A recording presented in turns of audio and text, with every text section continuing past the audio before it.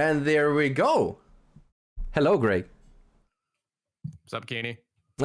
Episode 2 of the well, I guess episode 1 of the Post Plant podcast. Yes. Yeah. Why did we change our name? So we were cooking up the assets for it, for the thumb and the graphics package and all of that. And then I was looking up the actual channel name itself so that I could like go to the account and find a link for it. And then I type in Prep Phase Podcast, and it turns out there is an imposter among us, and we were the imposters. Yeah, because this was a name for a show that was done on the Siege Esports channel, if I remember correctly. And then that didn't. We didn't get in trouble by any means. No. We haven't been contacted or anything. They're probably honestly chill with it, but we decided, just for good measure, we'll fix it. So we are the Post Plant podcast now. Yeah. My roommate, I don't think you can hear because the mic is cardioid, but they're playing ranked Siege right now. Oh, everybody in the house can tell. Yeah, I played ranked today for 6 hours, and I enjoyed it. It was a good time. How'd you do that? 5-stack, no solo queue. Oh, solo queue is that's the taint. But anyways, I figured, this episode is going to be more on the quicker side. Obviously, last episode was about 2 hours. Which is probably where most episodes are probably going to end up once we get into the actual sort of schedule type beat that we have. Especially if we get guests on too. Exactly. However, this episode is kind of, as I would call, an extra podcast that we had to shaft in whenever there's a relevant event going on. So in today's podcast, we're going to be talking about the patch. But I figured before we do that, we could just sort of do a little quick Q&A, respond to some of the comments. We're actually reading them to the first episode that we had. So one of the questions that we got, I think the most commonly asked one was, are we going to put this on stuff like Spotify or SoundCloud? SoundCloud's relatively easy to do. Yes, that Spotify I don't know anything about. Yeah, so that's a little we bit want more, to. We want to do it.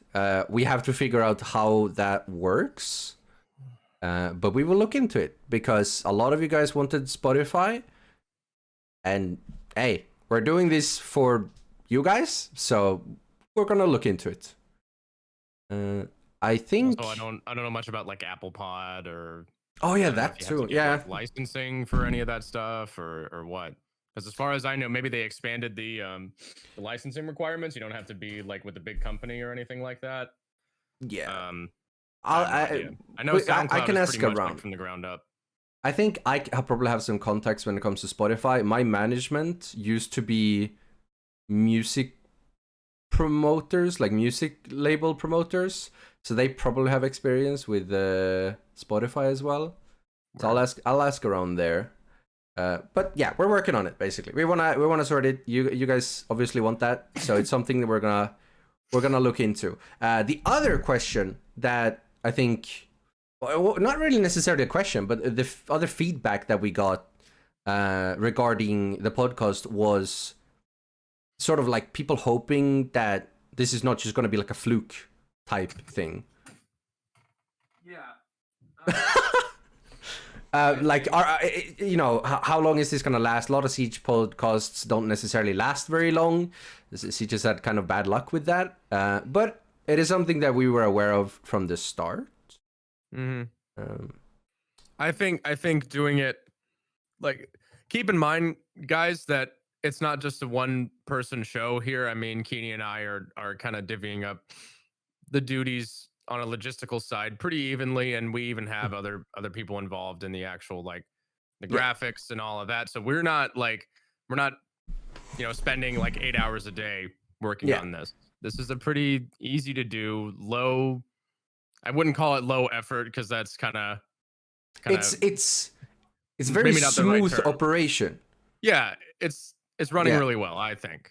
It has multiple people involved, and the actual amount of input on our end is not anything super crazy. I mean, we just kind of sit here, Discord call, hit record, We sit there, we record it, render it, we post it. That's about it. This is 100% something that we are planning to have as a fun little side gig. It's not supposed to be another stream of revenue for us. We're good where we are in that regard. This is just something we're doing for fun, and we hope you guys like it, and it gives us an outlet to ramble around with Siege, because Siege is the cool game. So that's what we're doing it. For whatever reason, you guys seem to like to hear us talk, so. Yeah, I mean, I will say, I think we spoke about it before we started, but we were actually really happy with the first turnout of the podcast. We didn't promote it too hard or anything, but it still ended up getting something like 4,000 people listening in, 500 subs. That's pretty good without really pushing it at all. Yeah. So thank you. But with that said, let's move into the actual meat of today's pod. The new patch, as I've titled it. I don't have the actual thing up here, so I can't go through exact, but I think we all... I can pull it up on a second monitor here. Yeah, I think we're all... That's what we were talking about, guys. Delegation of duties. Exactly. Yeah. I think... I mean, we all know what's in the patch. It's not very hard to remember all of the things they managed to put in the patch. It was so short. Yeah. Macy replied with like an avatar gif. It was just like, that's it. Where's the rest of it? I was so confused. Like I thought I read the wrong thing for a second, because I was like, this is pretty It's, I think for me, it's not even like, and of course there's also the actual changes that they put in. The actual changes that are in that patch are, I think one of them I would consider like genuinely good. The Oryx one. Oryx, for those who don't know, can now actually climb up hatches faster. Cool. Nice. I like that. However, the other three changes, I think two of them are just straight up bad choices. Can I guess which ones? Oh yeah. Okay. So the remaining three changes. One is very misguided. You're basically hitting the wrong spot. But the intentions are good, I guess. And the other two, I would just say, are straight up bad changes. Okay, so visual straight up bad. Yes. Nuck is there, but in the wrong way. And the Thorn I guess you're not a fan of. So, for those who don't know, again, the other two changes is they're nerfing Nuck's silent step ability. So they're taking away the actual, like, she makes noise now, even if she has her gadget activated. That one, I get why they actually want to nerf Nuck, because she does perform quite well in higher elos and stuff, so it's definitely more of a higher elo targeted change. I do feel like there are better ways to do it. I don't think it's worth it. Yeah, this is one of the instances where it's like, they always balance for Pro League. Like, yes. I think this is a really great way. Like, if you wanted to pick any operator to nerf in that way to get people to complain about Pro League, this is the perfect way to get people to complain about Pro League. Yeah, because the only instance I can see this, like, the only time I can see someone getting mad at getting killed by Nook Silent Step is like in a competitive environment where you are balancing so many other variables in your head. You have like a laundry list of things to like keep, micromanaging in the back of your mind throughout those 3 minutes. And then Nuck manages to get a sneaky play, and it's like, brat.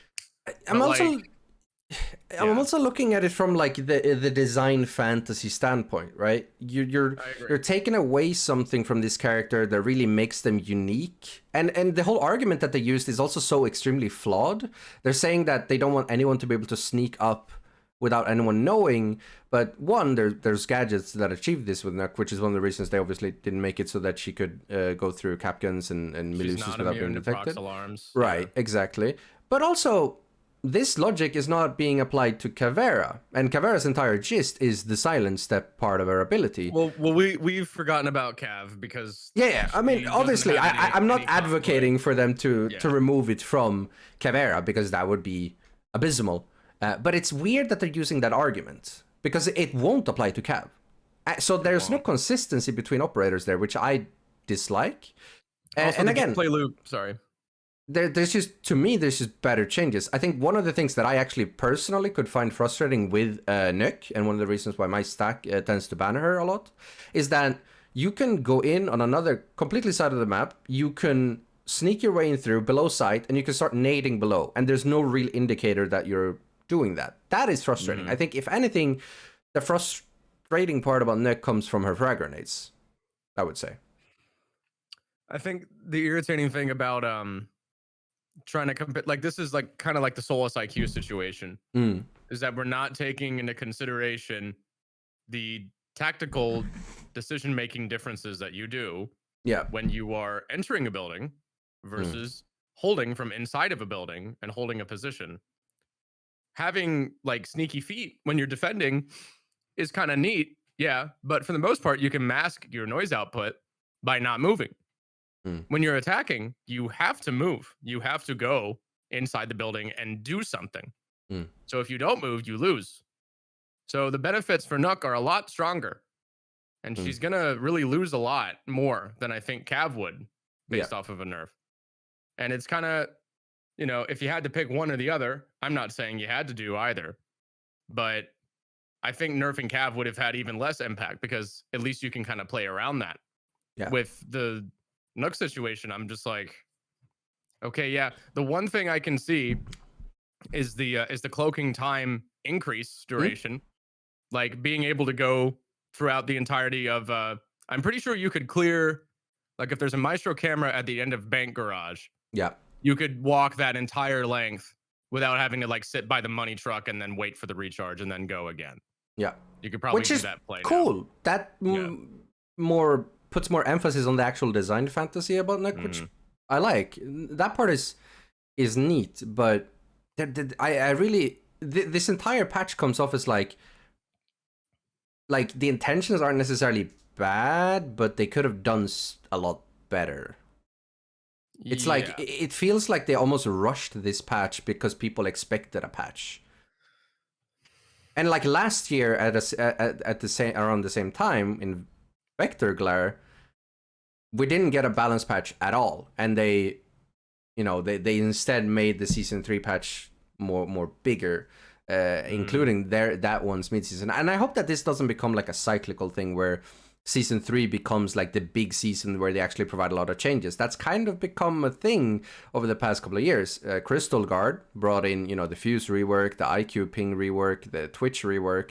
And then, we had a year of like kind of meh stuff, and then we got back in Brutal Swarm, and the same thing there. They actually finally rebalanced the LMGs, and we got the Duck and the Rook rework in the mid-season. So it's become like almost a cyclical thing, where the season 3 patch is the one where they actually like do fun adventurous stuff with the meta, and I don't want that to become a cyclical thing, but it starts to feel like that becomes a thing. So now if we're getting like finally getting Solis nerf, maybe an Azami mini rework type beat in season 3, then it just like, that's good and all, but like I don't want to have to wait until season 3 every year for the game to actually start changing in a positive way, when these issues have been so prominent for comp players and high elo players for a very long time. That's really frustrating to me. If I look at the chart, it keeps going back and forth. Okay, so PC. Yeah, I mean, the thing that I don't really get is the inclusion of this this operator matrix thing, which in some videos in the past I've made jokes about, because like every time we look at this chart, it's like we're supposed to extrapolate some kind of meaning from it and contextualize it within the regards of the actual balance changes they're making. And I look at it and I'm like, why is this here? Like, it doesn't look like we're attempting to isolate any particularly like outlandish variables here. We're not trying to isolate any of the outliers here. Yeah, We're and not personally, saying, we're not saying anything about Sens, who's at the bottom of this on console. And on PC, it just switched. Yeah, Callie's at the bottom. Yana's all the way at the top again. We're not drawing any attention to, you know, the 1.5 meta. Even just No lip talking service. about it. Even just talking about it. Like, had they actually like had a, you know, a section of the patch and the designer notes talking about the act, like talking about these things that people are very open about being issues. Like, why are you not even mentioning Solus as a problem or Azami as a problem? Even if you're deciding to not balance them currently or waiting for something, you know, a bigger patch to do so, then at least talk about it. Like, if I go to the Copenhagen pick charts here, CGG for operators, it's like, yeah, because this is the last big tourney that we had. Yeah, it's like, and again, I go down the list. It's like Solus, Azami, Wamai, Warden, Smoke. Yeah. It's like gun, and then Azami and Solus. Yeah. And then Fenrir, you know, is obviously going to be, if he doesn't get changed, he's definitely going to be like way up there. Yeah, I think it's just like, obviously we're not here and just like, oh, it should solely be based on Pro League, but like these things should at least be mentioned. Maybe a little bit. Yeah. I mean, obviously to some degree, but this patch just comes off as really tone deaf to me. It doesn't address any issues for any elo, really, right? Nothing. Nothing really. It doesn't attack anything. It just kind of. Some people in my stream mentioned that a lot of people would probably consider Siege in a fairly balanced spot. I would as well. I would agree. But that doesn't mean that we can play it safe. That doesn't mean that we shouldn't not address the few issues that we actually have. Or it also does not give us an excuse to be complacent and not actually do even like a nice little exciting buff to spice something up. Right? Yeah, I'm just like, I have gone on record with this one quite a bit. This is like a new spin for me. I might make a video on it eventually. The whole my idea, you know, if we're gonna do like a hero-based game, is to try to make, you know, each of the characters fun. And sometimes that requires you to, you know, kind of loosen up a little bit here and there in terms of like, you know, the like, oh well, this particular set of data is, you know, like 0.05% higher on the win-loss chart than we wanted it to be. Yeah. And it's like, that's okay. That's all right. It's a little bit of variety, you know, as long as we give like a little bit of margin for error.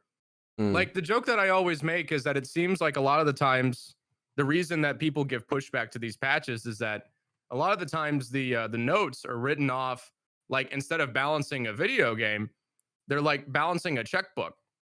Yes. And those are, you know, like the approach is completely different. Like you want to give a little bit of variability because that also, like, one, that gives an avenue for skill expression, which is cool. Yeah. And it makes it fun to watch and fun to play. And so if you don't leave that, like Nook's whole thing is that she's like this swamp monster, kind of like sneaky, stealthy character. Huh? It's Danish. Don't. Oh, sorry. I thought you were speaking an enchantment table or something. I thought there was. It is. It basically is. Yeah. Big white flash. Yeah. The Danish problem. Yeah, like that's her whole thing, and you know, believe whether people like it or not. I think sometimes people take it a little bit too far. Yeah. You know, with any kind of like online thing, but a lot of the appeal, you know, don't forget where the game's like origin kind of came from. It was like steeped in this tradition of like Tom Clancy, like action and spy, you know, military kind of cop dramas and flicks. And so, you know, there is a little bit of appeal to that side. And so people kind of like that power fantasy of like living out the character's gameplay loop. But if you take that away, then it's just sort of like, okay, then what? Yeah. All right. I don't know. There's other things to talk about as well. I am not a big fan of the vigil thing at all. Well, I am to start with, just no. Yeah. The community is not even 100% sure what it actually is. Because the wording is bad. Yeah, the wording is bad. Again, it comes down to the fact that everything just kind of feels rushed. There's a lot of spelling errors, not really a good description of how the changes were. And I think at the top of it all, the fact that there's no announcement for when this is supposed to come to either test server or live directly. Like, but if I'm correct in my assessment for what the Vigil change is, then one, it's a quality of life thing where even if you shoot, your gadget is still going to, it's not going to turn off by itself. Nice. Doesn't really change anything, but it's nice that it doesn't do that. The other thing is that they're making it more consistent with how Nux gadget works, which means that if you were to sprint, then it's going to do the glitchy thing. So that's a nerf, right? It's going to glitch like Nux, then that's a nerf. The other thing that people mentioned was, I think Varsity pointed out that Vigil is now getting buffed because he's not going to get the white lines on drones, which is false. Because did it say that in the? They didn't confirm or deny that. They said that the glitching thing would be the same as with Nux, but the glitching thing is not the white lines. The glitching thing is yeah. Yeah, exactly. So that was a confusion on his end, because for those who might not know, Nux still does the white lines on drone type intel gadgets. If you're a Mozzie drone or if you're an Echo drone, you still get the white lines. It's weird how they've just separated camera and drone. Cameras, yeah. Yeah, so Vigil will still have that. Like they're not removing the white lines for Vigil, which to be fair could have been an interesting change. It probably would have been too good, but it would have been an interesting change. So to me, it just looks like a net nerf, like the way I see it. I agree. Because we also forget, the other part is that they're now making it so that you can at the very least get tagged once by Lion and Grim, unless we read it wrong. But again, we're not actually sure because the wording is weird, because they either mentioned that nothing has changed or they mentioned that now you can get tagged once by Lion or Grim as Vigil. And I don't know what to believe. It's either the same or it's a nerf. It's whatever it is not a buff. And I think we can all agree, every single one of you and I, and the people in the comments, we can agree that Vigil is in a spot where he would probably need some love. Yes. Right? Comp doesn't play him. High rank doesn't play him. Casuals don't really play him. Right? There is a limited set of instances where you can get some leverage out of a Vigil, and that's where there is a lot of verticality at play. Yes. So you can go in like Oregon Big Tower and then hide in either T2 or T3. Then it's like, okay, now we have to like fully drone it because we don't know like which floor specifically he's on. Yeah. And then it's one kind of nuance there, which is interesting. Yeah. But then and Bank, I feel like has always been really like good a on decent Bank. I love playing Vigil on Bank, Chalet. But ultimately, Solus is just kind of taking his job for the most part. She's just better. With the Lion and Grim thing, now there's even less reasons to pick him. And I know that like the Lion and Grim thing is a very isolated kind of set of circumstances. But even just yesterday, I was playing ranked and I was in a situation where we were getting like really aggressively roam cleared with like a Doke Jackal Lion combo. One of my guys gets dropped in stock. I managed to get a refrag. I'm probably getting refragged if I'm not Vigil because I had to run down the staircase like at lightning speed as fast as I could because I was getting cleared by Lion and Jackal at the same time and I was in a pinch. He used the beep boop. Lion used his thing. I probably get cut off from beepers or like spam through lone if I don't have my Vigil ability. So does that happen a lot? No. But just because something doesn't happen a lot doesn't mean you should get rid of it. That's probably more of an incentive to keep it. And in most contexts, I know that someone's gonna go weekend. I know stop it. I see you. It's not the same thing. Okay. Yeah. Just gonna preempt that. But yeah, it's just like you need a little bit of character. Like you need a little bit of like I said at the beginning of the show, I think sometimes people go a little bit too far with the LARP. But a little bit of LARP is fine, That's like his thing. Vigil is his whole thing is like you buy him in the operator select screen. It's like I'm in everyone's blind spot, and he like vanishes before the camera fades away. And it's like oh dang, all right. And that's like his whole character dynamic. So I like the idea of just giving him the like ability to stay in the cloak when he's shooting and stuff. Because one, that would separate him from Nook. That would give him a distinct, like, maybe he has a more advanced version of Nook's tech. You could like explain that away. But I don't like the whole. We'll get into that, because the last topic of today is going to be us doing our little tinkering with the patch, trying to fix it. So we'll get there. But the last part, talking about the new patch that they added, and I guess the coup de grace of the new patch that I guess most people seem. I would say people are split. Some people really like it. Some people hate it. I hate it. But let's talk about it. So the reason why I hate it, I've been very open with my dislike for Thorn. I think there are just always. What did she do to you? No. I mean, I wish it was good. Don't get me wrong.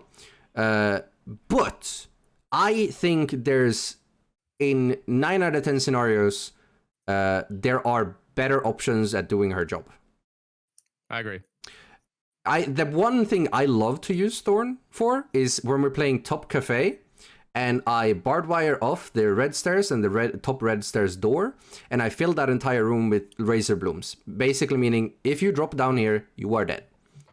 Or they have to like nade the barbed wire, which people don't want to spend nades on barbed wire, so people just drop and they die.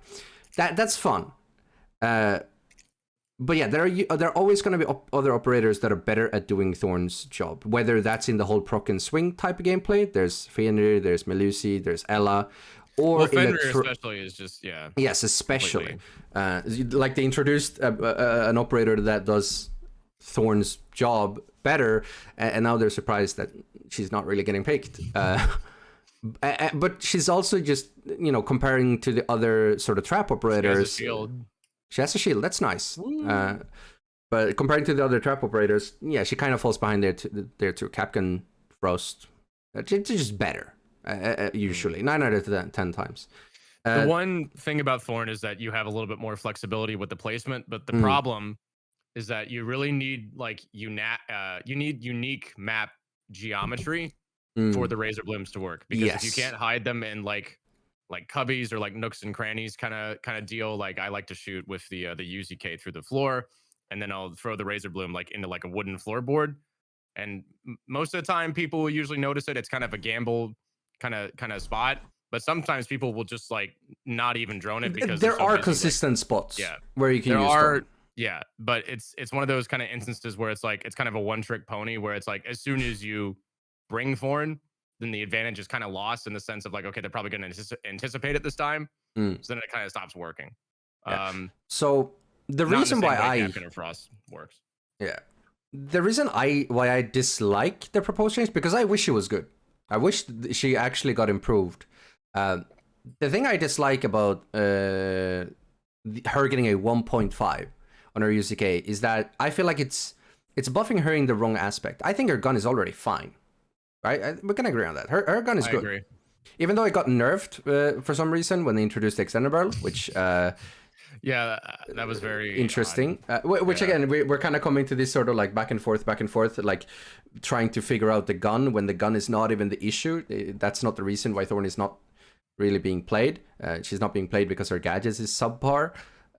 Right, that's what it boils down to me. Because now, instead of making her gadget on par, or bringing something unique to the table, we're instead making her the next Warden in a patch where we're not even addressing that issue. With Warden having like 80% pick rate or whatever the heck he had, 50, 60, we're adding another one. And now she's just going to become like a set and forget, throw some razor blooms down, go spawn peek. It encourages the completely wrong gameplay, and that's what I don't like. So it's so funny. We're looking at it like, if you look at it from an analytical standpoint, it's like, oh, this one operator is like kind of not really being picked. Her gadget's not really keeping up with the others. Oh, what should we do? I'll buff the gun. Huh? Yeah, I don't get it either. I'm gonna have a lot of fun with the UZK in ranked, personally. However, that's just me, right? That's just kind of like some selfish kind of like dopamine go burr from my point of view. I love the UZK. I love the fact that it would have a 1.5 on it. But now I'm kind of The problem I have with the 1.5 is that I love the 1.5 scope, and same. Ubisoft does not seem to feel the same way. I think Ubisoft hates this thing, and they regret adding it because every time that they give it to a character, it becomes this whole like, now it's the new ACOG, now it's the new like, oh, we can't give it to everyone. Yeah. And then as soon as you take it away, it's like the kids feel like they're getting, it's like they're getting their candy taken away, and then they get mad. And then as soon as you give it to a new op, then they go play that op, like you said, the whack-a-mole 1.5 effect, where it's like people are going to get off Warden whenever he loses his 1.5. I'm assuming, because that's probably what's going to be up next. Warden loses 1.5, then they go play Thorn, then they go play another 1.5. Then they'll probably play Mozzie with the Roni. And then over time, right, if you extrapolate it to about like 2 to 3 years worth of like of this kind of approach, and this is what I was talking about back in 2020, I was like, you can't keep doing this like whack-a-gunner, whack-a-mole thing, because you need to like eventually solve this problem, because the ultimate conclusion to doing this for like 3 to 4 years is that the gunplay is just going to be slow and boring, and people aren't going to want to play the game anymore. And so at a certain point, you kind of have to pick like what you want. The stupidest thing about this whole whack-a-mole gunner type thing is that, like, we know their stance on it, right? We know that they don't necessarily want characters to be these brain-dead run and gun type beat, right? They don't, or having like 50% pick rate just running around. But then they're introducing a new one. Instead of dealing with one of the existing ones, they're just introducing another one. So even if they deal with the current one, Warden, there's just another one that the kids can immediately just flock to. Exactly. I mean, think of the options that we can stack. Weird. Think of the options we can stack on defense now. We got Thorn with a 1.5. We got Warden, assuming that he doesn't have his 1.5 taken away. You have Solus with a P90 and an SMG11. Oh, God. You have Fenrir with an MP7, the proc and swing. I mean, like, if people thought trap meta back around like 2018 was rough, I don't know. It's so weird because I'm starting to have like a little bit more fun on attack than I used to, just because I feel like attackers have a lot of creative options to deal with like siege related gameplay stuff. And for defense, where they used to have like the utility simulator, and a lot of people were upset about that, I just feel like you can get away with ratting more on defense than 100%. you were able to back in the day. Which I get. Like, I have fun with Siege's gunplay whenever I get that rush of like making a really like clean clean pixel peek, and then doubling back to another angle that I'm going to anticipate somebody swinging me from, and hitting like that clean headshot. Those are all things about Siege that I get out of it that I don't get from other FPS games. I feel like Siege, rewards your mechanical skill input really well. But I also think there's a point at which it's like, okay, well, if everything doesn't go according to plan, especially for attack, then there's no, not even Bolo is going to be able to shoot his way out of like a lot of situations where the defense is consolidated so well. And that's always kind of been the problem with, that's always been the dilemma we've tried to tackle with Siege. Well, if you give the defense more options to do that from a utility point of view, as you can see with operators like Fenrir, and then you give them great guns on top of it, then it's like, okay. Because like, that's what do I do? It becomes such an antithetical thing in the design. The gadgets are supposed to be at the forefront of the gameplay. And again, as we touched on in the first episode, Siege is about making, defenders create an unfair setup, and then attackers sort of break it down until they get to an even level where attacker guns are more powerful, and that's sort of that's kind of what makes it fair in a sense. And I always described it as the defenders they make like a puzzle. Yes. And then the attackers have to solve the puzzle within a certain amount of time, or they lose the round, and that's kind of the like appeal of it. Yeah, and so the defenders always had they always had weaker weapons, like you said, to counterbalance that. Because let's not forget, I mean, like, we can also just apply like tack shooter fundamentals to this. I know that we like to think that we're above it all, but but defending is always going to be an advantageous position. That's just how it is. That's why they have weaker weapons. And that's why the defense tends to have a little bit higher win rate, and why it's actually kind of okay that they do, because they're supposed to.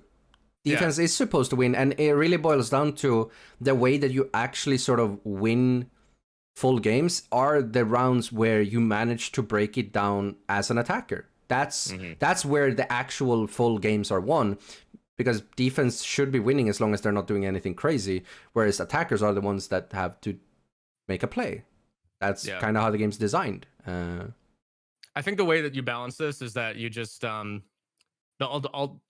clean slate that you can do here is you can take the game back to like ancient Rome, and you can do the siege of Carthage, and then get rid of all guns. That way, it's fair. So that way, it can only be based off of gadgetry, and put some like sticks in the ground. That's it. And that way, we don't have to worry about the gunplay. People anymore. really like that idea that we talked about in the last episode, the like medieval siege event. All right. People like that. I think that'd be clean. Yubi, hit us up. Yeah. I'm just saying. But I'm being facetious, but yeah, like that's that's the new patch that they did for very minuscule changes. I mean, obviously there's the whole argument that we can make. Or you can jump through hatches faster. Don't forget that. That one is nice. I like that too. Credits to the guy who did that on a month salary. Yeah. But we like that one. But it also, I want to preface this by saying I am disappointed in the patch, but I'm not going to go full doomsayer. Like, a lot of people I've seen, because I uploaded my reaction to the patch, and a lot of people are like immediately going to like doomsayer type vibes, where it's like, oh, the game's ruined because of this. And I don't think that. Like, at the end of the day, like, am I disappointed in like the Nook and the Vigil and the Thorn changes? Yes. Is it going to ruin the game? No. My biggest disappointment comes that I feel like the stuff that we really wanted to be addressed wasn't addressed, and there could have been so much more. But people, like, it's not like, sure, like the changes are, I would say, like, not preferable, most of them, but it's not gonna like ruin the game. So I do want to mention that, even though we're making fun of this patch, and I do think it's a bad patch. It's not be the end of the world. We've made fun of a patch, yeah. Like, yeah, I'm still liking the game. There's levels, yeah. So I want to make sure that we at least mention that, because it becomes very easy when you're mad to come off as like, oh, game shit, game ruined. But that's no. Siege is still good, and even if this patch rolls through completely unchanged, it won't be the end of the world, and hopefully they address the feedback in the next patch, which if this is as cyclical as I think, the season 3 patch is probably going to be quite spicy, copium. It's the internet, like it's either like it's amazing or it's awful, and there's no redeeming qualities, and it's the end of the world, or it's the best thing that's ever happened. Like, there's no nuance. There really isn't. And I don't even think, like, that's frustrating too, because now just saying there's no nuance is like, now there's like nuance pilled, nuance broed. It's like every time somebody like a group of people like all say similar things, it's like, oh, I see, pattern recognition. I found a pattern. I found a pattern. Season 3. That's where we're getting it. Season 3. That's the big patch. I'm telling you. Season 3. I'm just like, I can't stop saying pilled. Stop saying brained. Stop saying arc. Stop saying era. I can't do it anymore. I just like play the game or don't. That's the thing I don't get. It's like people are like, oh, well, this patch, my favorite op. I can't play the game anymore. Really? You were playing for one op? Hey, one character? Just one? If you are playing Siege and you are one-trick ponying, you are doing yourself a disservice, mister. Not There's only so much are more to the game. Yeah, not only things you can do. Yeah. You're missing out on a lot of content, but you're also putting yourself in a bad spot, because Siege is a game that is literally about bringing what your team needs. If you're just that Yana Warden one-trick, you are bad, sir. So, yeah. I think people they see like hero shooter, and they don't understand that like you would think with the marketing and the way that they've like kind of approached the game since day one is that it's like the ultimate team. I need a team. I'm gonna travel the world and go to exotic places to find the most, all these like a very eclectic cast of characters. So that way, for any kind of problem that I encounter, I'm gonna have like the person for this particular job. And then it's like, no, I'm gonna play this character every single time. Yeah, and it's like if you're like a CIA station chief, you don't just send Steve into every single. Well, maybe you know Steve is just cracked. I don't know, but like sometimes you know you're not always going to bring Steve. Sometimes you're going to need Dave. Sometimes you're going to need John. Like I don't know. It's very weird how we've kind of lost sight of that, and I'd like to see it, you know, embraced a little bit more. Just play the game or don't. I don't know. At the end of the day, that's kind of the beauty of Siege, right? It's that you can be adaptive and all these variables, and that's what's gonna feel so damn rewarding. Like reading the enemy and saying like, okay, guys, they're attacking here every single round. They're running, you know, Flores. Let's just bring a mute. Like someone just jump on the mute. I think that's what was missing from Extraction, not to go on too much of a tangent, but I think a lot of the big like the misplay that you kind of had there was the alien stuff. I think was just not it, and not necessarily because it was bad, but because it just was not like appropriate from an art style thematic point. That's I'm gonna go on. I agree. Carry on. But but like the whole what I think they could have done was embrace like a lot of the roots of Siege and Rainbow Six. And go through like a series of like setup missions where it's like I'm gonna pick this character because I need them to like blow open this hole, and then when that opens at this timer, this character is gonna use this ability. Then at this timer, this character is gonna use that ability, and then that's gonna push this guy out into this thing. Then he's gonna cut off the cross. Like simulate kind of what you're doing because that's the whole point of the stuff, right? Is that it's technically a it's like practice, right, for the real thing. Then the real thing, the single player story, would be like the canonical, like, you know, event of breaching into the Da Vinci Guerra estate or breaching the chalet or like whatever it is. Yeah. But, you know, instead we get Thorn 1.5 and then... That really reminds me because I remember I sort of went on a tangent about this exact same thing when Extraction came out. And one of the things that Extraction managed to not capture whatsoever is that Siege sort of prides itself on assessing the situation and preparing for what's going to happen. I kind of missed that in Extraction where like in Outbreak, we had that sort of, you know, you got to a place, you kind of knew what was going to happen. There's going to be enemies coming from there. There's going to be a boss there, yada, yada, yada. And you could do a setup. You could put barbed wire there. You could put that Tachanka LMG there to hold that choke point. And that was really satisfying. You could do a setup. You could actually like have a prep phase in a horde shooter game. And that was so unique. Extraction didn't have that. It just felt like a chore. You just walked around and you shot things. Like, they tried to do like Left 4 Dead with like Siege design, and it was just not the right fit. I mean, like, in Outbreak, I would say they did it decent, but then in Outbreak they did, but with Extraction, in Outbreak they just completely missed the mark there. However, with that, I want to say one game that actually got a lot of flack. That came out 2 years ago, Back 4 Blood. I don't know if you played that too much. Yes, I liked Back 4 Blood. Same. Everyone shat on it because it wasn't Left 4 Dead. They played it for like a week. Yeah, they played it for a week and then they stopped. And I was just kind of, well, it's not Left 4 Dead. I'm like, guys, I'm a huge Gabe Newell stan. I love that man. I would go to battle for that guy. But like the thing with Left 4 Dead, I mean, you got to understand, like Valve has always been at the top of their game when it came to like PC game design, because the origin point of a lot of these mechanics and the ways that we like interface with these games came from Half-Life and Counter-Strike. Yeah. Like there's pre-Half-Life and then there's everything after Half-Life. Yeah. There's like pre-Source and everything after Source. So saying that like a horde shooter isn't Left 4 Dead is like, I don't know. It's like going to the movies and saying, well, it wasn't Casablanca. It wasn't Citizen Kane. It's like, yeah, dude, not a lot of movies are Citizen Kane. But Citizen Kane was like one of the greatest movies ever made. Like, I don't know if it's like a really fair comparison, you know? I mean, it isn't. Yeah. I loved Back 4 Blood. And one thing that Back 4 Blood really did do well is that they had that thing that I really miss from Extraction. You sort of, you know, you horde shootered your way through a little bit of a gauntlet type beat. You got to this sort of building that, you know, you were going to prepare for, and then you were going to fight the horde. But when you actually got there, you had a sort of chance to set up things. You could set up a minigun that you could unlock. You could actually have prepared and brought the tools to unlock the minigun so you could actually use it. You could have a guy sort of doing like this barbed wire build or nade build, so you could actually set up barbed wire that could defend certain key positions. So they didn't manage to do that like sort of loop that I missed from Extraction so well. So yeah, sadly they didn't announce another year of content because I was actually really into that game. But we could do a whole episode about this, but I seriously think, you know, Ubisoft, I know that you guys, you know, watch our stuff.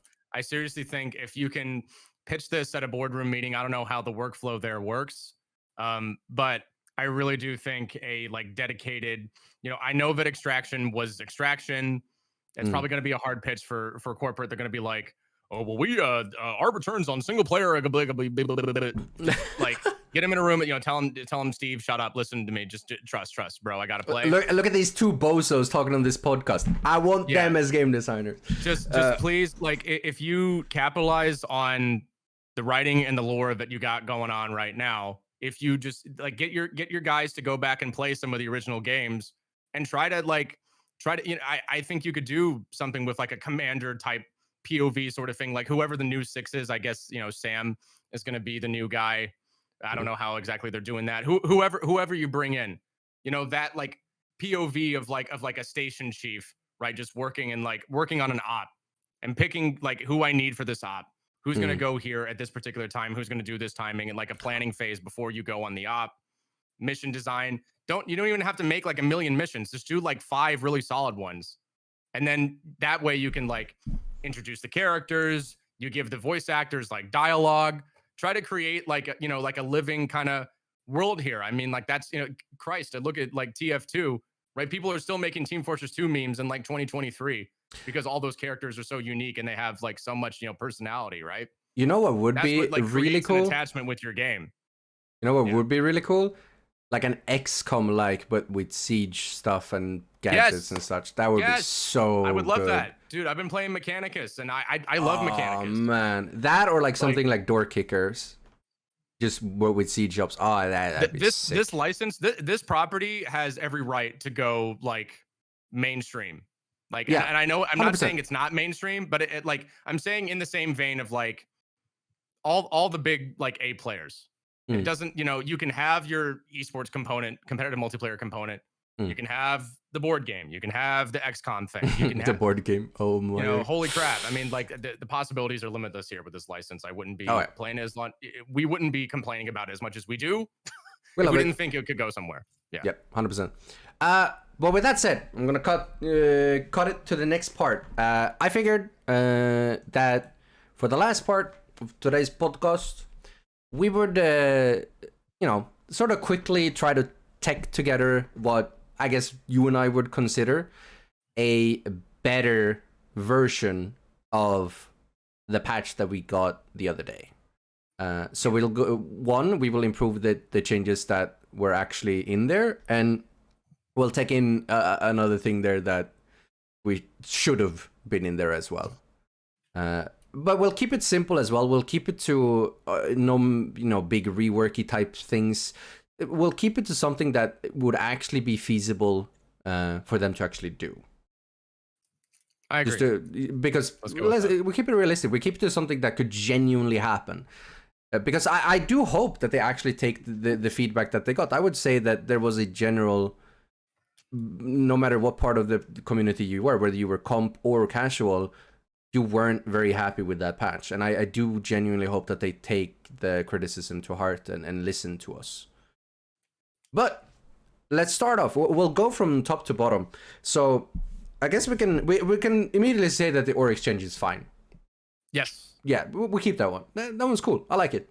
Nice quality of life. Yeah, nice quality of life, and it's actually like a gadget buff too, so it makes the whole fantasy with Oryx more emphasized.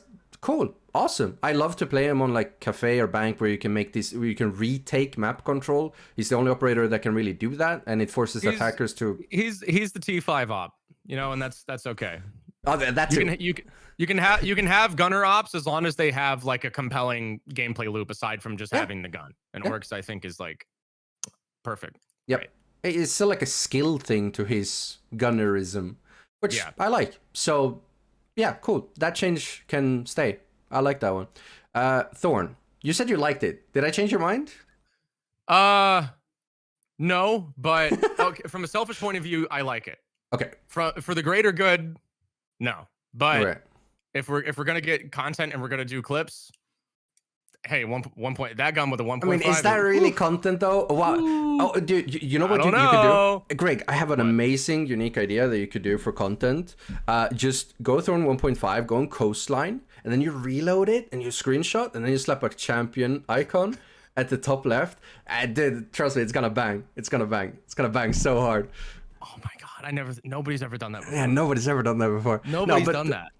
In all seriousness, I think for me, what kind of boils down to what you can do with Thorn are two options. One, you could just go the spicy route, like just straight up give her one or two more Razor Blooms, or you could just decrease the activation range so that people actually have to go deeper inside before it actually activates. I think those two options are that'd quite be interesting, decent. yeah, because you would think some people would look at that and go, "Oh, well, that's a nerf because now they have to get closer up." It's like, the trap doesn't really reveal itself until they get too close, though. The other thing that I sort of keep, pitched, the same like blast range, but the actual like only the activation range becomes smaller, so they're deeper in the shit when it activates, which I kind of like. That.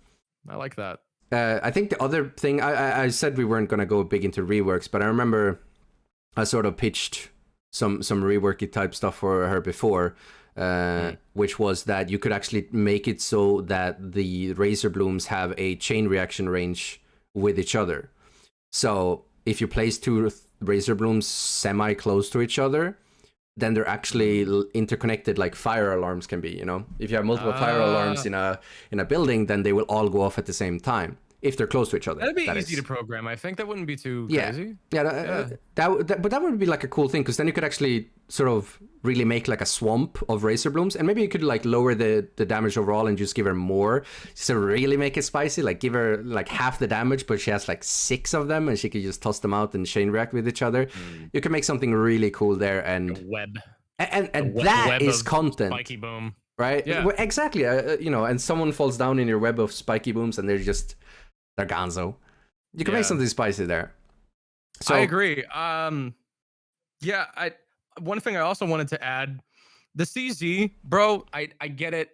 I understand the logic behind it, but I really think it is boring FPS game. It is so boring FPS game design to just be like, oh, the iron sights suck. That's a balance thing. Stop doing this. Yeah, like, don't balance it around the iron side. Balance it around the DPS or whatnot. Come on, just give her like a little thing like Ella has on her pistol, and then if it's kind of broken, I don't know, nerf the damage or something. Like why is that gun the way it is? Like they tried to give her the out of like, oh, you can play a shotgun if you want, which like theoretically I can, like it's fun and ranked. But like, I'm not gonna bring that into comp. I'm not gonna like, if I have money on the line, I'm not going, Thorn shotgun CZ75. Allegedly, he's not him. He's not him. But yeah, gadget change in style. Make her spice up her gadget. That's what we want. Her gadget is subpar. Make it on par. Simple as. I agree. All right. Do you want to do Vigil? Vigil's tough because I've had some spicy takes about this guy, especially with the clear meta. Not really a clear meta, but like it's a common like off meta to deal with Solus because right, especially on Bank, right? If you don't ban Solus, then you just don't get the drop. We're gonna nerf her in this patch, so don't worry. Don't worry, we're nerfing her. So yeah, go pop off. Do what you want to do with Vigil. All right, so I was of the opinion. So the one thing that I'm kind of iffy on, and I'm still kind of, I was iffy on it back then, and I still kind of am, is with Dekebi. Dekebi just kind of hits the button. She hits a button, and then she reveals positions with the audio cues. And I know that doesn't like necessarily translate 100%, but ultimately that is what happens, right? She hits a button, and then she gets free information. Right. Now, does that make her broken? Does that make her like OP? I don't think so. But I do think that that does give her like a lot of influence, especially with the fact that she has a Gon and EMPs, right? Like Dekebi's just really up there right now.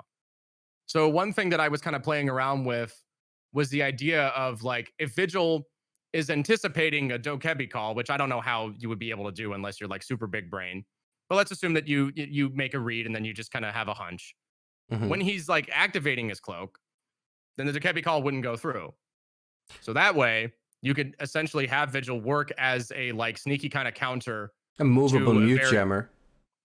In a sense, just have like a really aggressive like roam clear kind of like counter, because the thing is like mute can do that, but you have to allocate the mute jammers away from the site, which is kind of a pain in the butt, especially because he's a 3 armor now. It takes him for like he has to pick one now. Like he basically has to pick between like having the mute jammers allocated to help with the deep roam, or to just completely focus on sight. And then if he's the only shotgun, that really limits him. That was another thing that okay. Can I just throw that in the balance change too here? And make mute a 2-speed again. I'm just gonna make who a 2-speed? Mute. Give him back his 2-speed rating. I don't mind it too much, but yeah, I mean, if you want to put it in there, I'll go ahead. I'll just a little cherry on top. Okay, just put that back on there. But yeah, I don't know. I think that'd be an interesting gameplay loop for Vigil.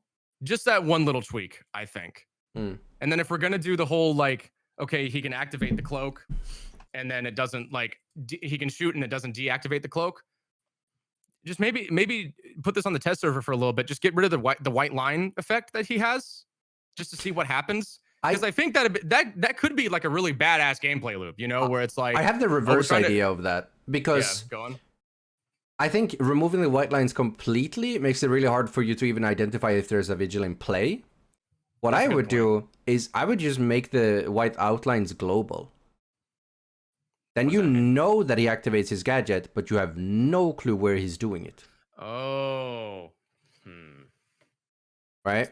So then you still have that feedback of there is a Vigil in play, which I think is healthy. I think, right? That's one of the reasons why they added the white outlines in the first place. So you can still be aware. You can see like the white lines, like really, really, like you can see them at the bottom of the screen, just kind of like blue, blue, blue, blue, blue. And then like the closer you get to Vigil, it like gradually. Oh, a little bit hot and cold type. Yeah, that's kind of yeah. That's kind of neat. I kind of like that. And yeah. Fair. That's spicy. I like that. I like that too. Because I love the whole idea of like Vigil like takes a shot and then you see the like, and it's like, oh, where'd he go? Oh, I don't know. Oh my god, where'd he go? Oh, he's meeting. Oh, he's stage. Oh, he's not stage. No, it's Vigil. Oh, he's by the dresser or whatever. Like that's like an interesting kind of loop, because he's supposed to be like the badass, like you can't see me kind of character. But then when you double up the whole fact that it's like when you double up the mental flashbang, the whole, well, then you get the John Cena Elite Skin collab. That's yeah. I didn't mean to break a NDA there, my bad. But I'll have to cut this out. Don't worry, I won't forget. But I think the whole, as it stands now in the canonical version of the patch notes that isn't the one that we're coming up with, it's like you keep the white lines and then he shoots and then he has like the glitch effect. People are still just going to capitalize on that because they see the white lines. They know he's like in the immediate vicinity. Yeah. So it doesn't really like, he's still going to get cleared. Yeah, I remember being really pissed when he was shown off back when I was a really casual plebeian. I remember my initial gut reaction to Vigil was like, man, this guy is only trash. Yeah, this guy sucks. Yeah, like if the white outlines are there, then what's the point? Yeah. It's like everybody kind of reacted the same way back then. I think how young we were. Yeah, how stupid we were. When I was a young Siege player. No, but yeah, I think that like the power fantasy there would be a lot of fun. Yes, I want to give Vigil like more opportunities to like, you know, main character stuff, right? Like that's this whole thing. We do what you said. Let's break him and see what happens. Yeah, like let's make him really good at what he does for a patch and see what happens. Right? I think we should just be more like willing to do that in the test server in general. Yeah, 100%. Just go crazy with it. Like you can't have the lab. Say, oh well, we gotta worry about well, that'll make the character OP. Bruh, we got Fenrir. We added Fenrir. We added Solas. We added Azami. Like we've added so many. Grim is gonna get changed again. He's gonna get even more added onto what he has now, which is crazy to me. Right? Like there's just so many. Like we're already going there with so many characters. Like I don't think it's the end of the world. But it's fun. Just, exactly. Like don't get me wrong. Like we're gonna be here advocating for them to nerf Solis and yada yada yada. but I'm still happy we went through it. I'm still happy we went through a part of the game where Solis was completely busted. It gives me something to talk about. You know, when I'm 40 years old and I'm talking to my grandchildren, I can talk about, like, yes, Solis used to be so busted, but, you know, that was a hero shooter. Yeah, you have to, you gotta make each of the, like, I keep saying gameplay loop, but like that's the proper term. It's like, you know, no. You're thinking of timeline, like the whole timeline of Siege, being able to look back and like, oh man, yellow meta, like, sure, like it was horrible to play through, but it's fun to look back and talk about it, right? Yeah, it is. So I wish we had that. From a marketing point of view, like you gotta make your freaking characters like fun to play. Yes, just, like, yeah, 100%. Yeah. Last piece of in the patch that we wanna, that was in the patch itself that we wanna fix. So Nick. So I'll start with, I would want to move the frag grenades elsewhere. I don't want to. Her gadget is cool. We can keep the duration. That's cool. That improves her sort of fantasy. And I think anything that improves the fantasy of a character is good. That's one of the reasons why I liked Alibi getting observation blocker. Even though it was probably a nerf, it improved her fantasy. And I think anything that improves the fantasy is a positive thing. So yeah, keep the duration thing. That's cool. Nuck is like she's like a nuclear submarine. Yeah, like she can sneak under like a floor of the map without any cam like spotting her, and then just she's like one of those. Yeah, she's kind of like one of those like landmines that still lay around in the ground since World War II, and someone's just bound to stumble upon it, and it doesn't feel good. It doesn't feel good when you do, and there's no like. It's not really like there's not really any counterplay to you're playing on a villa, a Nuck sneaks in through the garage, goes below you and nades you. What can you do, right? There should be some sort of counterplay. If anything, let's improve the fantasy there. You know, let's swap the nades, let's say, with, you know, gridlock smokes, and give Nuck the smoke so that once she's close to side, she could throw out some smokes and cause some havoc with the stealthy aspect of her, right? Why did she get... I understand the FMG9, like why she got it at the time. I thought that not giving her the MP5 SD was just a huge... Oh, yeah, that's a blunder. Like, I get that it's worse. Like, statistically, the MP5 SD is worse. But again, we're coming back to what we talked about, the fantasy, right? The fantasy... Wasn't she slated to get an assault rifle? Like, because in a lot of her, like, key art, she had... I mean, she has like assault, like she has like 5.56 mags on her carrier. Yeah, I don't really know exactly how that process works, so I wouldn't be able to answer that for you. But yeah, who knows? Still, again, like the fantasy, like we want the fantasy of the character to still be there. That's important. In her concept art, she's like in the swamp with like a sniper rifle. It's got like this fat suppressor on it, big ass scope. It's got like the net on the gun. You know, it's like the whole swamp monster thing. You know, I think is a really big sell. Yeah, it is. So in the current stage, it's just kind of like, okay, cool. Yeah, get rid of the silent step. But like, if you're going to get rid of the silent step, first of all, I would say like for our alleged patch, right, in this timeline, let's call it the Keeney Gregor timeline.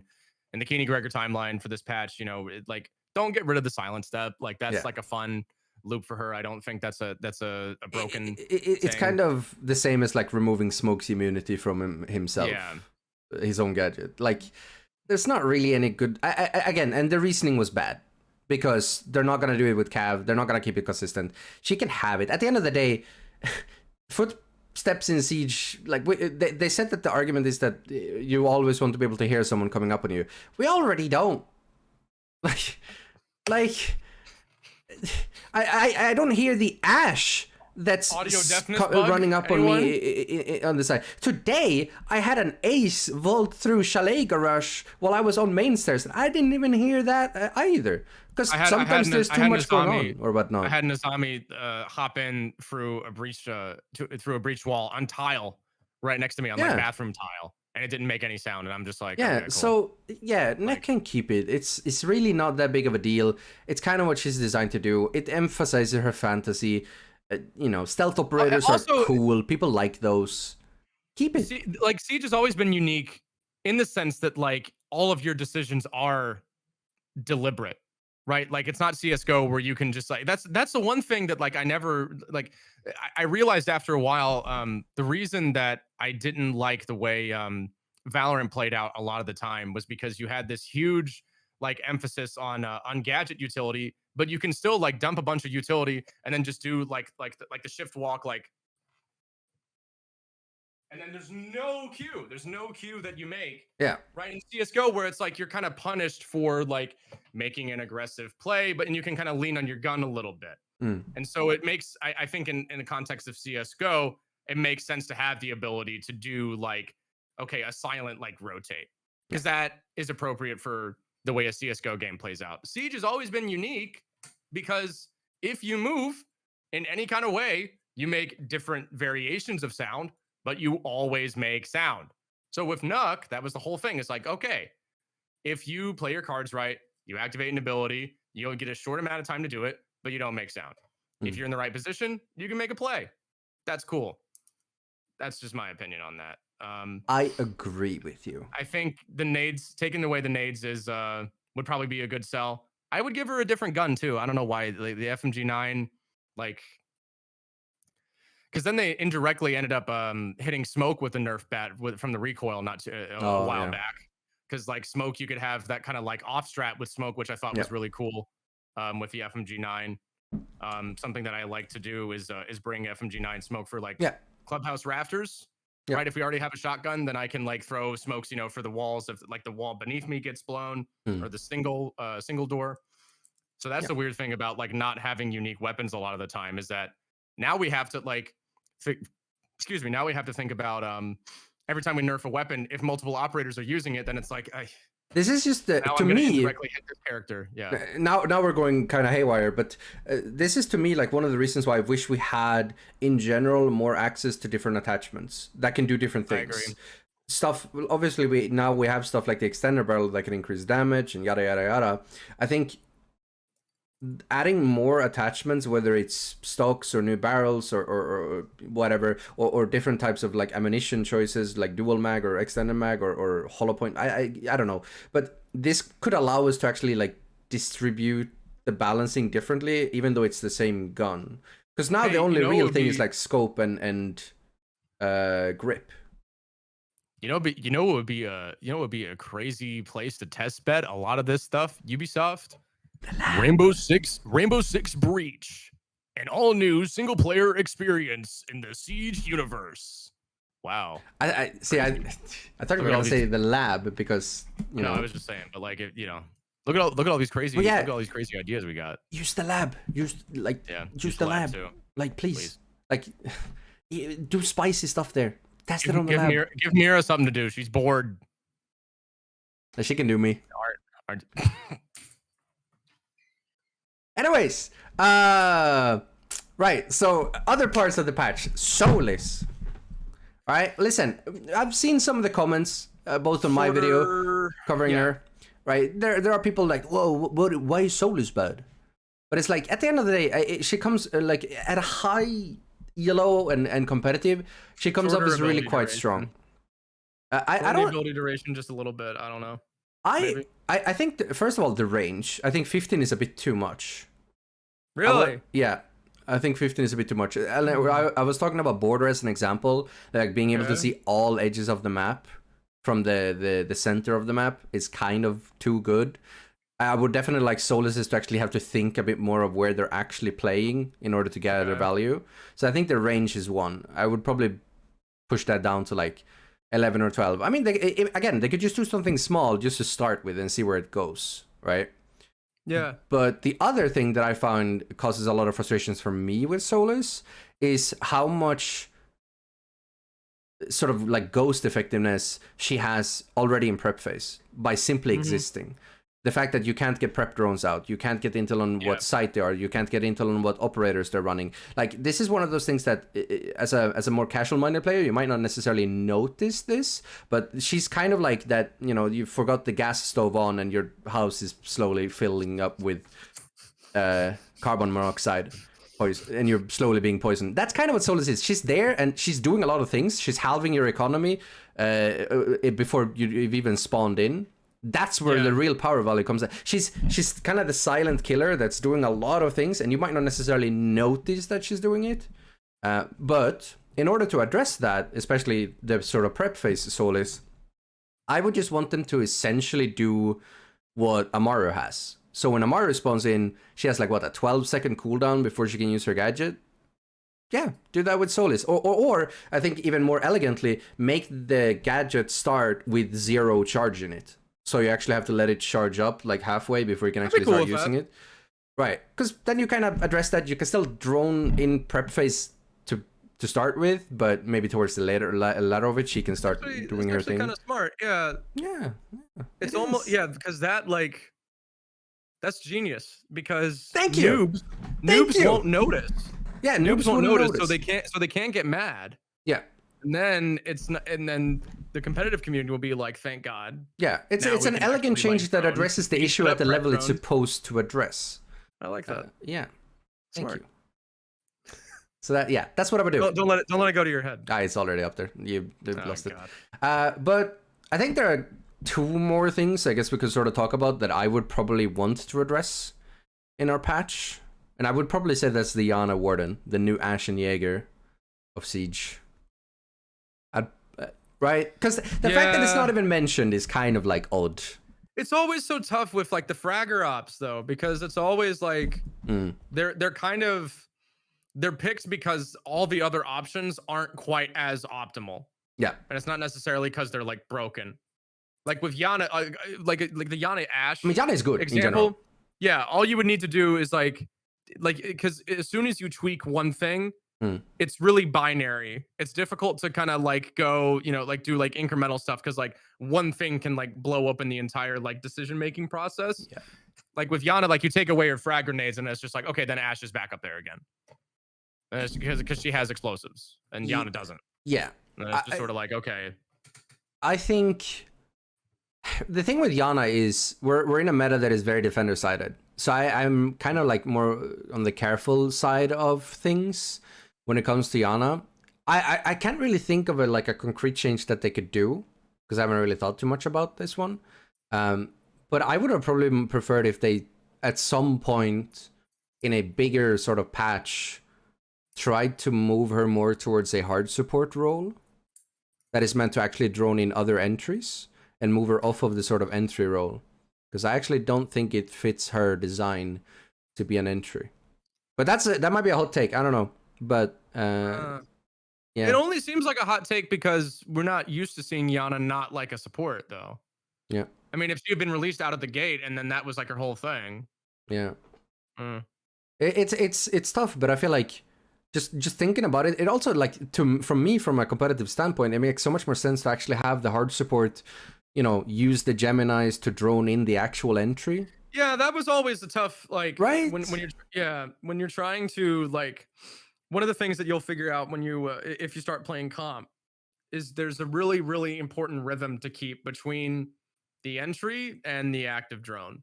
Yeah. And sometimes one of the harder things to kind of like the initial skill hump that like new entry fraggers have to figure out with Yana is like, when do I get on the clone? When am I like shooting? So because it's something whenever I've watched comp recently, I always sort of like get caught up on seeing like, wow, they barely ever use the Gemini. Like the one time I see they use it, it's like, oh, they need to pop that Aruni gate. And then they just run in with the Yana clone. And I feel like from a design point of view, that probably wasn't the intention. No, exactly. Yeah. Right. Like it's very. She's not being used for what she's supposed to be used for. She's not being used to drone people in or get refragged. Right. She's being used as an entry that can also pop Arunis if needed. And other than that, they don't really use the gadget, and that's just it's kind of like it feels wrong. And I know that a lot of people might think that's a very hot take, but I think when we're looking at this from, again, the fantasy of the character, she's kind of just a failure. It's a very common kind of situation with Siege balancing and a lot of hero shooters like this, where it's like the intended effect that the devs might have will turn out differently than the way that players will end up like using it. Yeah. And that's kind of like the Overwatch effect of like, it's like the famous talking point I reference a lot from one of Donkey's videos, where it's like, Overwatch, like there's certain aspects about the design that the devs like want to encourage like a certain kind of behavior. And then people don't do that kind of behavior because like this is like not even necessarily because they're like brain dead, but because this is just a more efficient way to do it. Yeah. And as it stands, Yana is more efficiently used as a aggressive like entry fragger with frag grenades, with good guns, and sometimes the ability, like in a pinch, you know, okay, I have a backup drone in case I lose both of my prep phase drones. Yeah. So it's kind of like, yeah, I don't know. Yeah, she's tough. That's interesting. A super droner Yana support Yana. That'd be interesting. I don't know how you would do that though. I think it's probably have, like, it's a combination of some secondary gadget shuffling, yes, potentially even the nades. Maybe you would have to make her a good support though. Because if you take away her entry frag roll, and then she's just kind of okay at the droning thing with the clones. What about a lot of people are gonna have a fit. You'd have to make it seem like a buff in the end, right? Yeah. So maybe I think 3 things is something you could do. 1, we could spice up the actual gadget itself. Maybe allow her to fake shoot while she's in the gadget or something like that. Do something spicy. I don't know why I have the idea of like making like a split clone. Like you could have different clones. Like I don't know. It could be cool if you could leave the clone holding an angle when you go off it or something. That could be cool. Yes, you could do that. You could have. You ever play Titanfall 2? No, I haven't. I feel bad that I haven't. Yeah, Chowder was like a huge fan of that. I never. I'm surprised. What? Definitely play the campaign. If you're into FPS game design. Okay. That's a masterclass, the campaign. Right. But there's like a really interesting sequence there where you have like a gauntlet that you do that's like a timed run. Oh yeah, I've seen it. It's like a racing game where you have like the ghost, like you can like race your ghost. But with Titanfall, with this like gauntlet, you can, you know, your character will like go through like the animation cycles of like whatever you just did previously. So I wonder if you could have like a Yana clone effect where it's like you could like run around the map and then it makes like a ghost trail. And then you release the ghost, and that's the Gemini. Exactly, yeah. Oh, okay. Now we're getting into rework territory, but that's super cool. Yeah. But yeah, spice up the gadget. Number 1. Number 1, spice up the gadget. 2, I would probably move the nades away for something more supportive. So like maybe EMP impacts or something. And then, in order to sort of still keep her in the same vein with what she kind of has, just give her the gun 6 back after you move the nades away. Then I think you've kind of achieved making her support, but you've also spiced her up with the gadget to make it seem like a net buff, which would be poggers. I like it. It sounds really bad on paper if you say it and pitch it the wrong way. Yes. If you just say make Yana a support, then people will freak out. But if you actually do something interesting with the gadget, then I think people could get behind that. Yeah. I think you could get really creative with the clone, you know, like 100%. In the current state, it's just like there's not really like it was such an interesting and novel idea when it first debuted, and now it's just kind of like, okay, yeah, it's another drone. It's like, just devolved into something super boring. And the fantasy of it is just not there. It doesn't have the same like deceit effect that, you know, Alibi Christmas can have. I have made some place where you fake turning into the clone and run in as yourself, and that's really fun. How come they've never done that? How come they never done this thing with super fun? I don't get why they haven't made her like holograms reflect her primary character model yet.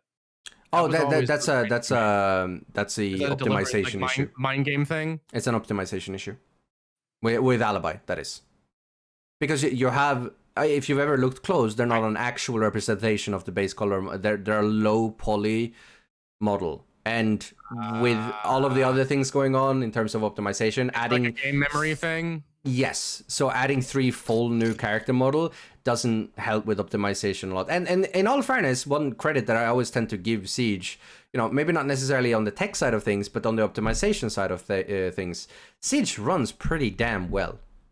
Like optimization wise, not necessarily tech wise. We get some hiccups, but optimization wise, I like, you know. I understand what you're saying. Yeah. I just don't you think that's kind of. Because I hate talking about like game engineering stuff when I don't know what the heck I'm talking about.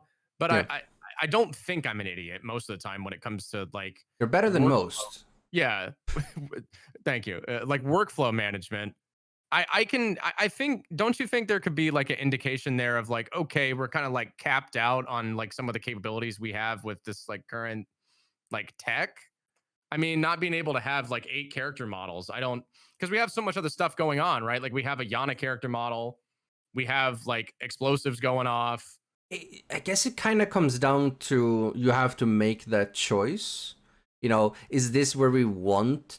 Is it important? Is that where we want to spend resources? I don't know either. But I do know that is the reason why they probably never will do that. Because it is an optimization thing. I never thought about that. Like it's not an actual like player model. It's like a low poly representation of the player model. That would make up that's yes, a creative it is. solution. Admittedly, you know, when you look at it that way. But I'm also kind of like, damn, I really feel like there's so many things that like if I was a dev, I would want to do like all of this like crazy creative stuff, and then it's like, oh, we can't do that because then I don't even call it spaghetti code. Oh, you'd go crazy. The amount of times I've talked to devs and they've said like, you know, we want to do this really cool thing, but it might not necessarily be. There's always that sort of internal turmoil, like heaven versus hell, and like game designers versus the tech guys. Like, oh, I want to do this really cool thing.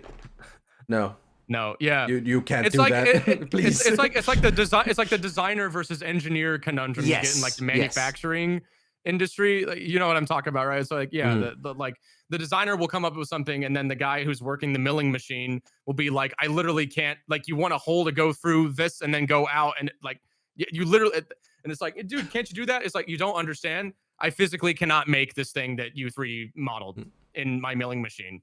I cannot do it. I'm not being hyperbolic. It is impossible.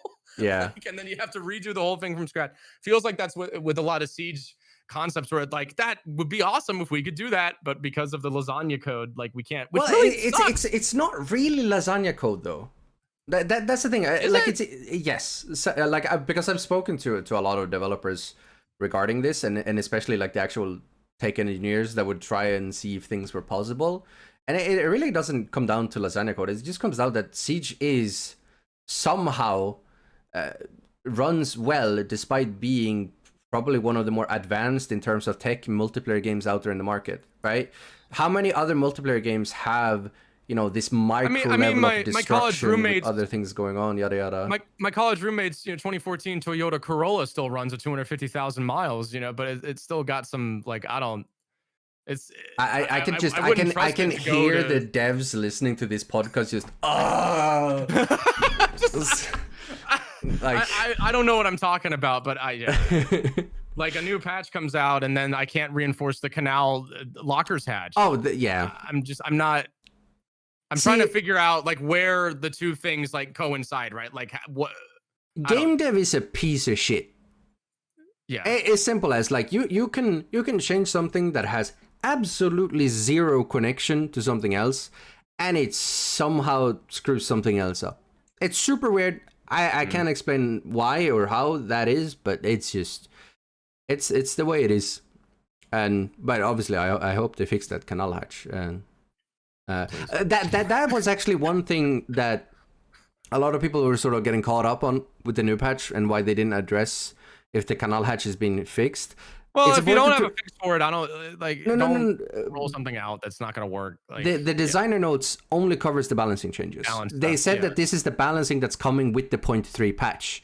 However, it's not the whole 0.3 patch. This is just the balancing section of the 0.3 patch. So stuff like the canal hatch might still be in the 0.3 patch. I hope it is. Yeah, that's not the same. Yeah. They're not going to do a designer note like, oh, hey, we noticed that the canal hatch wasn't reinforceable.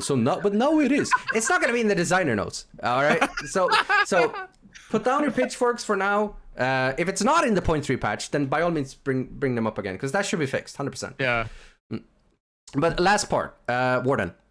I think that is. We could talk about Asami if you want, but I think Asami is like a big sort of takeover. You don't want to ruin her fantasy. Yeah, you really gotta make sure to do that right. Because like you want to keep her what makes her fun. But you also want to like reduce her power level in sort of the comp side of things. But we'll leave that to you. I have my faith in you to do that. Actually, we could have people in the comment section.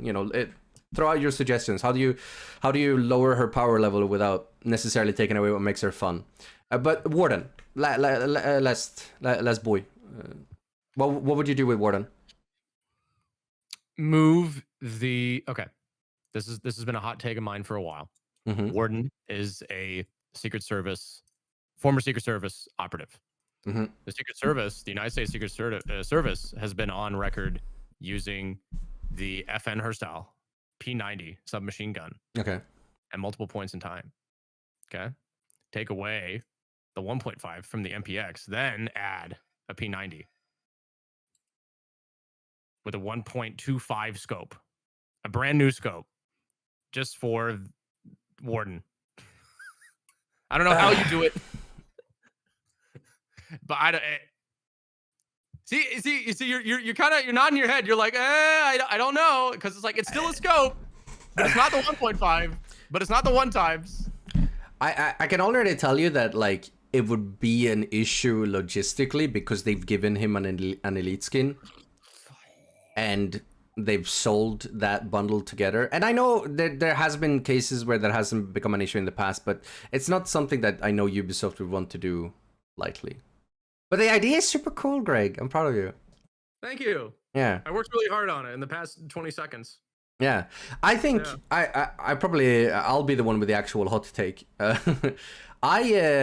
wouldn't want to remove the 1.5.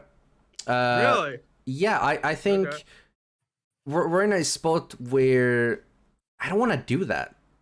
I don't want to shuffle 1.5s around and yada yada, like and then we get into a point where now nobody wants to play him because it doesn't have a 1.5. Like having a 1.5 is nice. I'm definitely not part of the crowd that says everyone should have a 1.5, because that's an equally stupid argument that people as the people who said everyone should have ACOGs back in the day. It's at the end of the day, it is a balancing thing.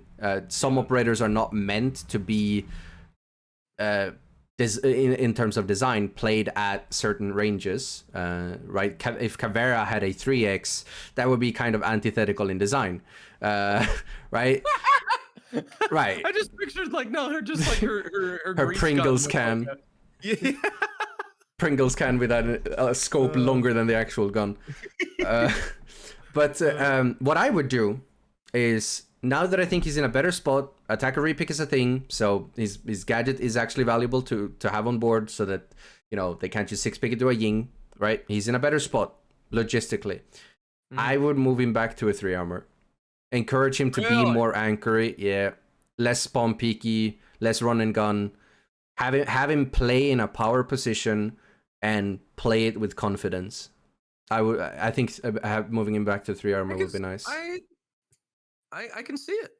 I can see it. And then you can keep the 1.5. Then everybody's pop happy. off. Yeah. I mean, obviously there will be one guy that's like, oh, I don't like playing 1 speed. It feels so slow. I want to go zoom. But at the end of the day, that isn't Siege. At the end of the day, Siege is, Have you seen the whole like the argument of like just make everybody a 2 speed? Yeah, I have. What do you think of that take? I don't know if I necessarily. I don't think I disagree with it. I think to me it's similar to the whole take with like, oh, everyone should have access to all the guns.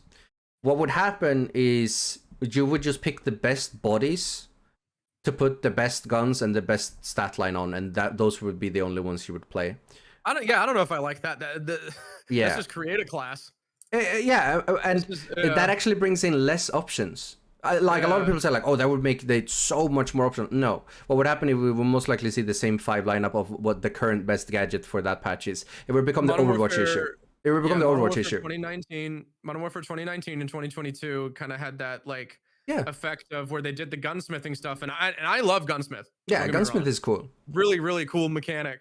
But what ended up happening is that people went in and they were thinking they were gonna like LARP, especially Modern Warfare 2, when they slowed down the movement and like the new animations and the sound production quality on that game is perfect. Yeah. But like the what ended up happening was, instead of having like the LARP like tactical bro stuff, the meta guns were just like it becomes like stupid long barrel, take the stock off for no reason. Like, and then it just looks like this weird Franken gun with like a bunch of like anime. It becomes like min-max, and it comes to like best in slot, right? So what will happen is the meta for that current season will just be to play the 5 BIS operators with whatever the current bis gun is. It will actually remove choice, because everyone will just play the bis guns. Everyone will just play 2-2s because that would be the only choice. So it actually kind of takes away that. I can see that. Like, sure, sometimes, you know, sometimes you need a speedy boy on your lineup. Sometimes you want a chunky boy. I'm doing a really cool strategy right now with Thunderbird, where we're actually bringing in Rook, getting Rook armor, and then he just stands on top of the Thunderbirds and just tanks, and that feels badass. I think it actually allows us more variables and doing more interesting stuff to actually not have like everyone be a 2-2. So I think I wonder if I'm trying to think, because like one of the connections that I made with like the Modern Warfare 2 stuff was that the production quality was like so obviously, like, you know, it went back into like a lot of the older COD titles where it was like we didn't have the technology to do what we kind of wanted to do back then in terms of like kind of making like a first person POV action flick. And it was like obviously kind of like a love letter for like gun nerds with like, you know, these really like clunky and visceral and very like involved like animations, and like smoke comes out of the barrel, and it's all like the gunplay was like such an important, like selling that was such an important aspect about it. And so I almost feel like if you're gonna like give people more options with Siege, it sounds good on paper, but at the end of the day, like most people are just probably just gonna end up running like the G8 on everything. I mean, you have the same thing in Tarkov, right? Yeah. In Tarkov, you will have, in the first 2 minutes of a new Tarkov patch dropping, you will have, you know, coolguy.tarkov uploading a video saying, oh, the current meta gun, and how, you know, how to, you know, what's the best economy build to do, what's the best meta gun to play. And there's a very common thing in game design that kind of goes around. It's a very good quote that I love to think about when I'm designing, you know, the games that my studio is working on. And that is, given the opportunity, players will min-max the fun out of a video game. And it is so true. It is so true.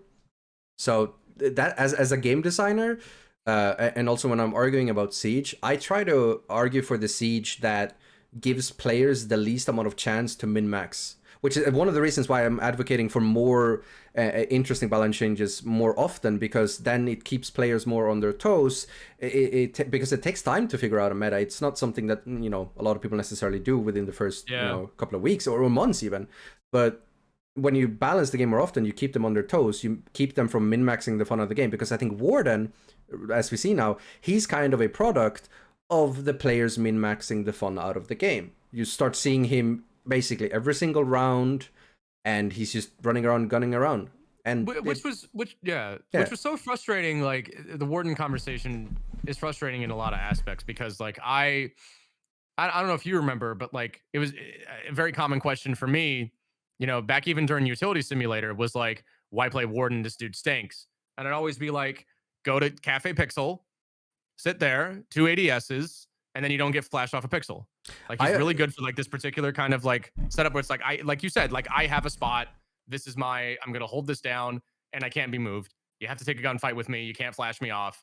That's like Warden's whole thing. Yeah. And I almost felt like I had to be like a Warden evangelist, because people would be like, "What? Nobody ever uses flashbangs," and I'd be like, "Yeah, because you're in casual elo on plane and you're sitting in a corner." It's not just that though. Down the fort. It comes down to the same argument that we use with Solis. It comes down with that sort of like ghost effectiveness. Like you're doing something, but you're not actively doing something. I always, when Warden came up as an argument, I always used to refer to him as a deodorant, a deterrent. When Warden is on the lineup, people won't smoke. Ying won't ying, right? Yeah. You keep that bad smell away from the site. Right, and even if they like, if they're not actually using the utility, that is still Warden being useful. You don't have to activate your glasses to actively use your ability, right? There's no it's important to look at it from like the whole contextual thing, where like just solely by existing, Warden is useful. Yeah, I agree. I think we're close to wrapping this up. Our patch is banger, by the way.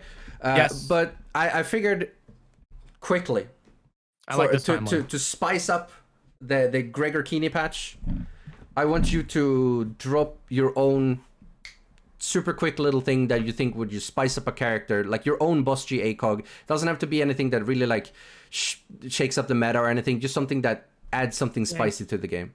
I already pitched Warden P90. Crap. Oh well, that was your Warden change.